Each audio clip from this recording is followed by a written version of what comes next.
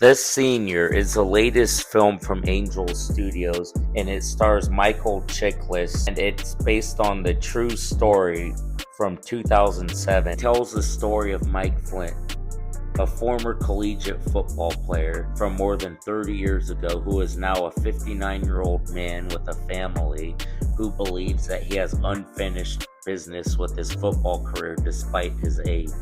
Now, this movie checks all of the boxes for every sports movie cliche that you could possibly think of. While it is definitely an inspiring story for somebody to finish what he started from all those years ago, the main problem I had with The Senior was that it was just too simple of a movie. As we've all seen the different kinds of sports underdog movies out there, this one just doesn't have anything special about it. Nothing about this one makes it stand out. I was actually very surprised to learn that this was not the director's first attempt at being in charge of a set. The dialogue in this movie felt like it was written by somebody who has never wrote the screenplay to any movie in their life. I counted, there are 4 different scenes in this movie where characters interact with each other for the first time and they end up shaking each other's hands.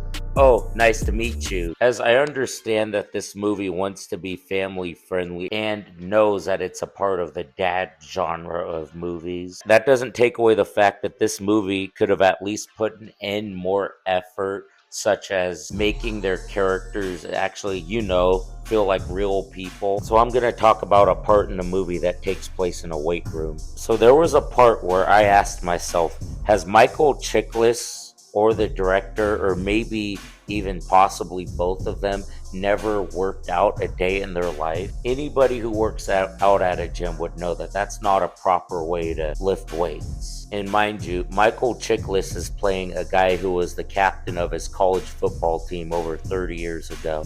As nobody would deny that it is impressive for a 59-year-old to even have a desire to compete at the college level again. It was a Division III school. It's not like a 59-year-old walked on for the University of Alabama or perhaps even a smaller D1 school. This was at a very low level of competition. My biggest issue with this entire movie involves a spoiler, but out of your guys' respect, I'm not going to say what it was that happened exactly. I found the film's final climactic play to be so improbable to a point where I asked myself, is that really what happened? This seems too good to be true. So once the movie ended, I looked up on my phone if that is what happened in the real life story, and sure enough, it wasn't. I'm okay with adding fictionalized elements to movies based on true stories, but when the movie decides to make such a bold decision to then have this story-altering moment in the movie that didn't happen in the real life story. The problem with this movie's bizarre decision to do that at the end is that it ruined its own credibility. When it does something like that, how am I supposed to believe that anything else that happened in this movie really did occur in the true story? Anybody who doesn't take movies seriously and just wants to see a family-friendly dad genre type of movie that also happens to be about sport, you'll probably like this movie.